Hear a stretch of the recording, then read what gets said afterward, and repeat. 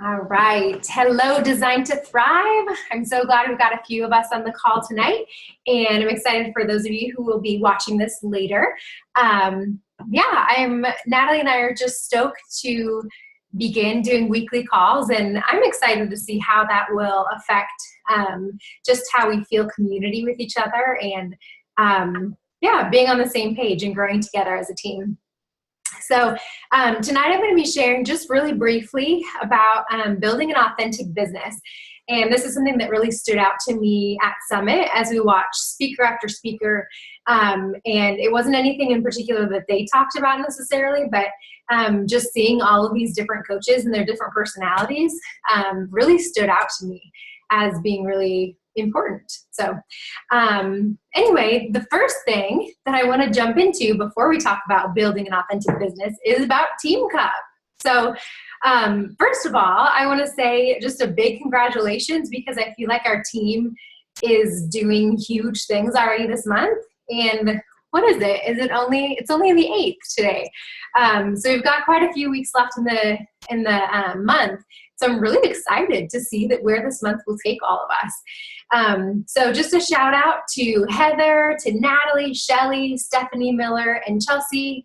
And hopefully I didn't leave anybody out. I believe that was from yesterday. And so if you just signed someone up, I might not have you in there. But anyway, congratulations for already having some SC points on the board. Like, that's huge. That's so awesome. Another shout out to Shelly for already hitting SC6. That's so cool. And so fun to read about those specific women that she's excited to influence this month. So a couple things about it. One of them, hopefully we're all in conversation with our team leader for the Team Cup. But I think it's so important to make a game plan for the month. And you can do that individually. You can just think it through, but then also share it with your team so that they can be there to hold you accountable for it. Something that I've learned along the way is that if you don't have a game plan going into the month, anything is going to happen. And you're kind of leaving it up to chance, which is not what we want to do. So definitely make a plan for how many people you're planning to invite, how many conversations to start, how many people to add to your network, all of those basics that will definitely add up over the month and help you be successful. And this quote on this page here, this is something that someone said at Summit that really stood out to me. And I've seen it be true of the women on our team as they begin to thrive and as they begin to add coaches and challengers. But inaction breeds fear, which is very true. If you're not doing it, it seems really scary until you start doing it. And then that action will build confidence, belief in yourself, and momentum. So I challenge you to look at this month of Team Cup to be a month where you say, all right, let's see if I can make these little sacrifices in each day or in each week. And just let's see where I can go. Let's see what my potential is and see what I'm capable of achieving. When you push hard for something like this, it's definitely not something where you have to feel like you have to keep up with month after month, as that's probably just an unsustainable pace. Is that a word? I'm sure you understand what I'm talking about. But yeah, just decide to work a little harder this month and put a little more into it and see what you're capable of achieving. And then when you do, I'm confident that will build belief in you to continue on. So just a little bit about Team Cup there. I believe that both of our Team Cups, I believe we just have 2 of them in Design to Thrive, but I believe we're both going to hit the tier 1 for the goals. We're going to make it happen. I very much believe in all of you. Okay, so getting into building an authentic business. So what I learned at Summit and what was so cool to see firsthand is that there is no one size fits all coach.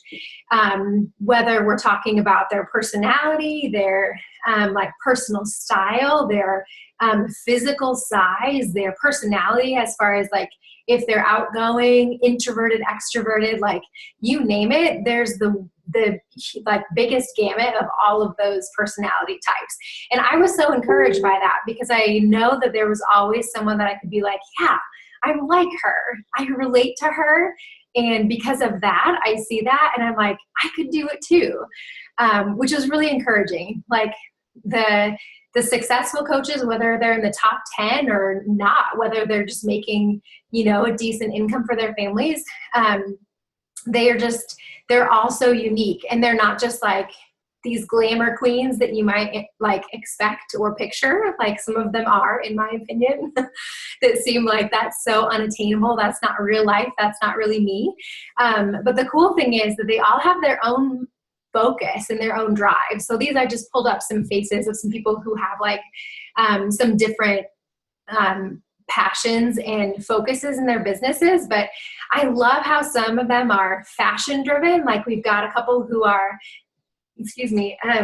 like they post tons of videos on makeup tutorials and hair tutorials, and women often find her because that's her jam. That's what she does. And then they discover that she's a Beachbody coach. Some of them are faith driven. I loved hearing a couple of them, like every time a word came out of their mouth, it was giving glory back to God. And because of what he's done for her in this business. Some people are exercise driven. I love following Megan Ewaldson. She's one of my favorites as far as people that I connect with. And she's very much exercise driven. She posts a new exercise workout kind of showing what to do like almost every day, it seems like, and that's amazing. But for some people, posting a workout video like that is like completely not your thing and out of your comfort zone.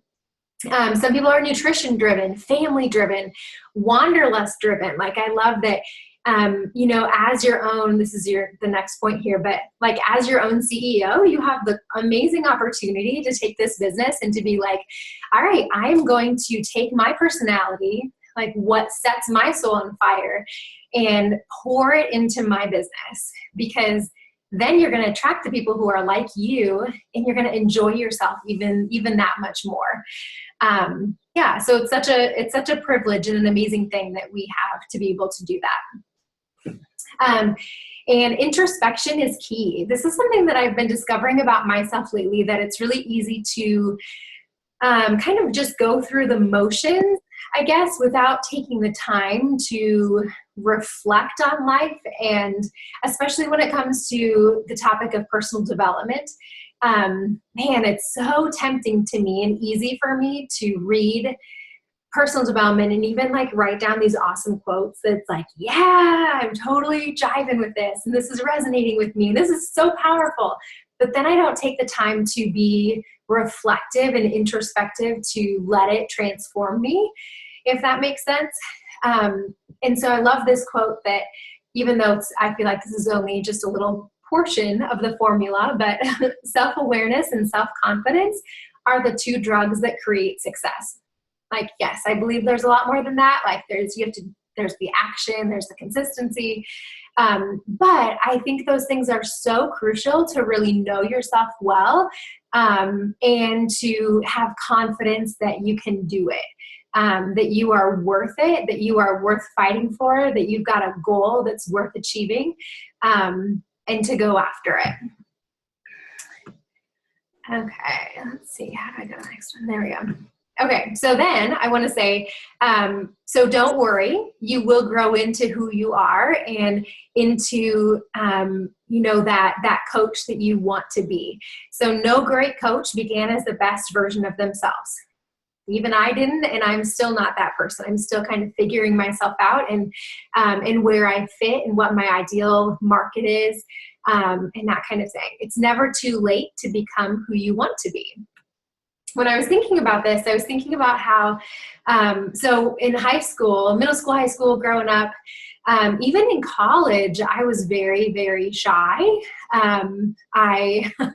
I was very insecure in who I was. I didn't believe in myself. I was constantly like self-sabotaging myself, believing that I wasn't good enough, believing that I wasn't beautiful enough and skinny enough, even though, my goodness, I was like under 100 pounds at a couple points in my life. But I was constantly just comparing myself and feeling like I didn't measure up. And that showed up in insecurity, in not wanting to put myself out there and to start conversations. And so after college, I went to Albuquerque, New Mexico for a year, where I did collegiate ministry. And during that summer, as I was preparing for it, I just decided, like, this person that I've been living, like this insecure, shy person, that's not who I want to be. That's not where I feel like I'm thriving. And so, of course, that's a huge life change that we're probably not, like many of us are probably not going to be experiencing that anytime soon, unless we have a big move coming up or something. But I just decided, all right, I've got this big life change. I'm going to be confident. I'm going to pretend to be confident while I build it up, and see what happens. And it was really cool. I mean, that didn't happen overnight at all, but it was neat to be like, okay, I can decide who I want to be in this situation. Of course, we all have our, I believe our God-given personalities and experiences and all that, but to a lot of extent, like, we can decide who we want to be. And something to think about is just, who do you look up to and what do you admire about them? Just as a way to be thinking about, like, who are you and who do you want to grow into? Okay. This one's important. So say no to comparison. Never let what others are doing keep you from being true to yourself or from doing the most of what you're capable of. And the reason I thought of this was actually something that Natalie said to me. And I hope this is okay that I share this, Natalie. It's about you. It's not about me, really. I mean, sorry, it's about me. It's not about you. Totally said that backwards. And that is that, and this is something that I've heard from other people as well, but I'll never forget, Natalie, when you said to me, like, how do you do it all? Like, I just feel like I'm not, I don't know what you said exactly, but what I heard, what I heard you say was like that you are feeling like you're not good enough or you're not capable enough because I'm doing it all. And that really stood out to me because I don't do it all. And there's so much of what I don't do well and what I fail at, but what I have discovered is what I am capable of and what I can do. But it really is. It's easy to look at other coaches and to feel like, oh my goodness, they're doing everything. But really, they're doing what fits into their lives and what fits their personality. And they've discovered a way to make that work, if that makes sense. So never like see your coach and be like, oh my goodness, she does like everything, and because of that, I can't do anything. Does that make sense? Okay, so another thing to think about there is that it's so important to stretch yourself out of your comfort zone, but while being true to who you are. So it might be completely out of your comfort zone to share a workout video of yourself. And though that's totally fine and you don't have to do that, but I also think it's a good stretching experience, if that makes sense. Look, I've got all these like country heat test group things popping up. Are you girls getting those at the same time? That's really fun. Amber just commented, I shouldn't even have my phone near me. Yeah, so, trying new things, trying things, because, hey, if you never try it, you might not know that you actually really enjoy that. Yeah, and the last point I kind of already covered, but just remember that we're each on our own unique journeys. And so comparing ourselves to each other is really futile. There's this great quote, I feel like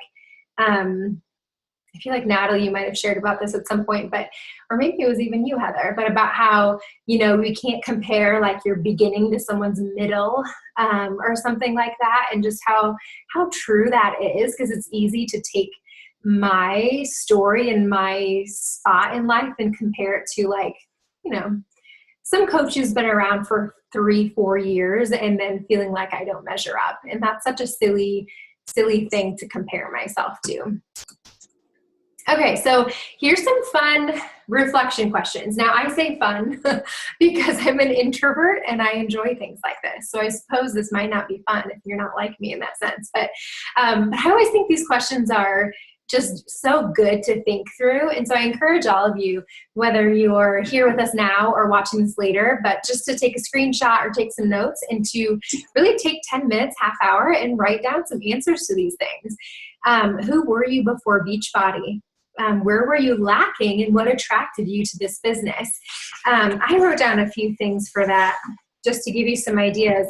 As far as like what attracted me to this business, I saw coaches having fun. It looked like so much fun. They had an active lifestyle that I so desperately wanted. They lived a life of freedom. Like they were able to be home with their children. It seemed like they were paying off debt, which was pretty sweet. I saw this community of women that my heart just yearned to be a part of, and I saw some travel. So all of those things were things that initially attracted me to this business. And why it's so important to think about those things is to think about, you want to attract in your business, you want to attract like the person who you were before Beachbody. And what your longings were, what your like stuck areas were, and speak to that person. And then to think about what are your passions, your frustrations, victories, your struggles. All of those things are going to be things that other people can relate to. Number 3, what in your background has made you who you are today? This could be good things, this could be rough things, challenging things, but all of these experiences, formed us into who we are today. And then what are your dreams? What do you dream about? What do you spend your time like mulling over, imagining what life could be? So I'm sure there's lots of people who are dreaming up the same things. Okay, this is something that 2 of the coaches who did one of the workshops, they shared this. So this is completely from them, plus my responses. But I thought this was a really great thing to reflect on in thinking about who are you and how can you infuse that into your business. So to think about, first of all, what's normal about you? So for me, I love crafting. I hate laundry. I'm a mom. I'm addicted to chocolate. I should have put that rather than love. I don't shower every day.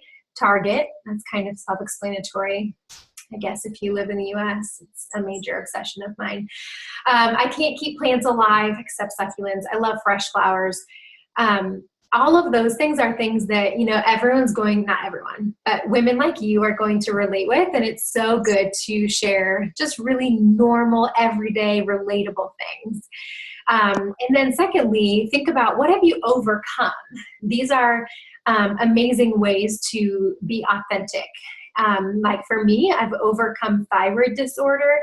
And with that was depression, an eating disorder, insecurity, and feeling alone. I could even put on there ab separation, because I know that's something that a lot of women struggle with, but it's not talked about much, even though I will have to overcome it all over again after this pregnancy. And then what is unique about you? Think what are the things about you that you don't share in common with a lot of people? For me, though, a few of us in Design to Thrive, we're moms of twins. I'm a half marathoner, photographer, artist. My faith is crucial to me. I'm passionate about nutrition. So then, you can take those things and to think, okay, how can I use these stories and these unique parts about me to create this brand, to create this coach that I want to become. And then I guess I'm kind of going into my next post or my next page, but to translate this into social media content. So to dribble your story into your posts. Some coaches talk about breadcrumbing.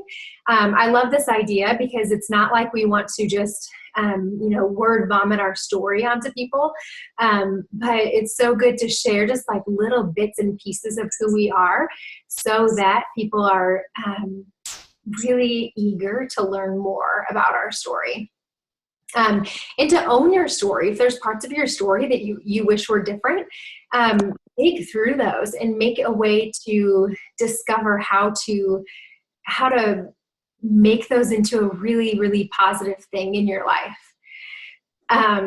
it's not about being interesting. It's about being relatable. I think that's so true. We want people to see us being completely authentic and true to ourselves rather than trying to be someone that we're not. And on social media, it's important to speak to your best friend. You can even give her a name, and think of all of her qualities or characteristics where she feels frustrated and stuck and what she needs, and speak to that person on social media. Okay, so lastly, people will join you because of the person you are and not the products that you are selling.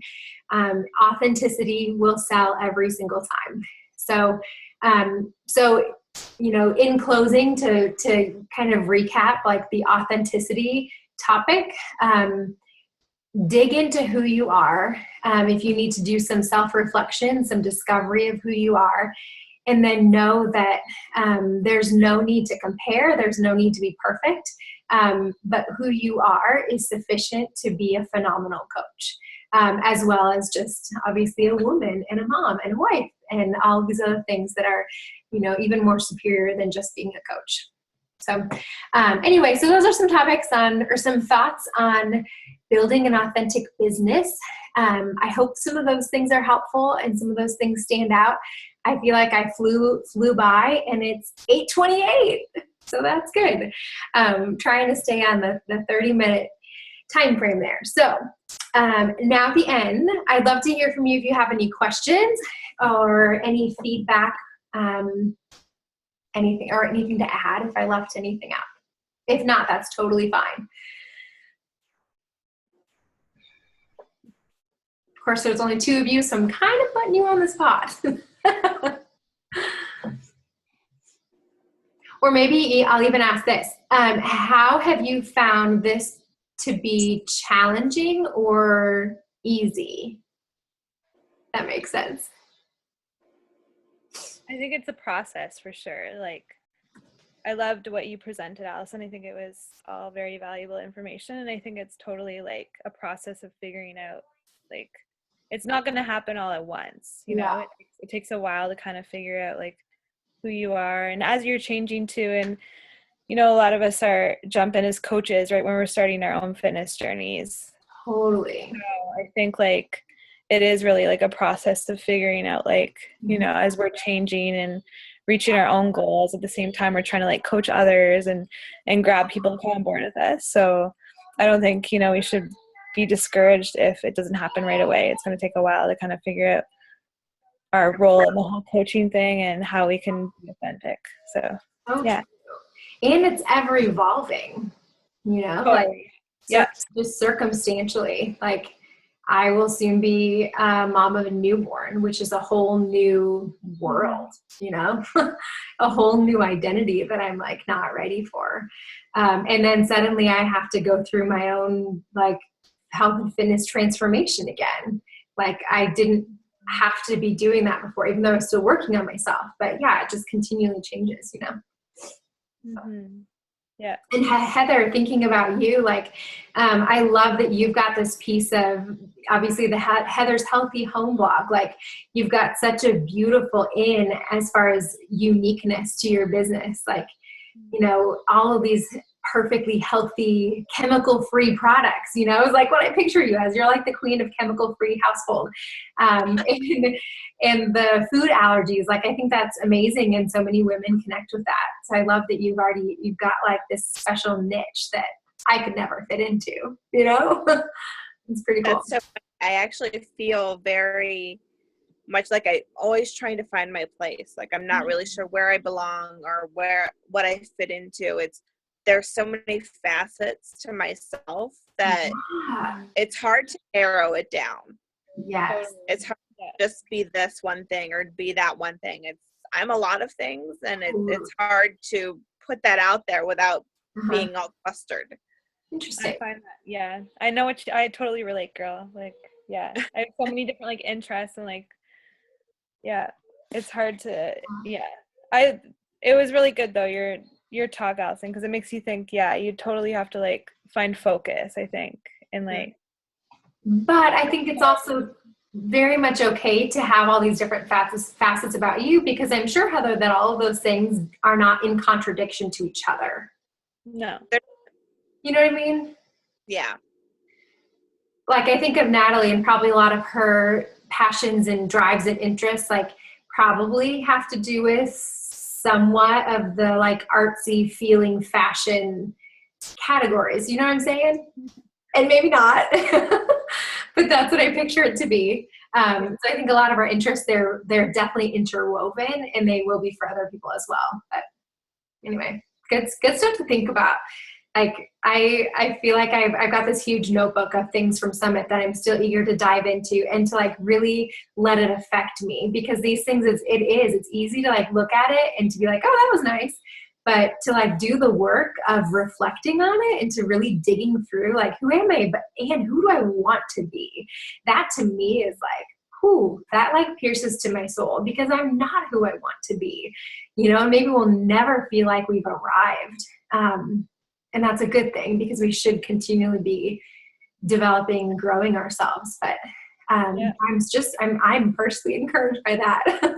I, like, want to go spend 2 hours with my journal right now, as if us busy moms ever have time for that, right? You know.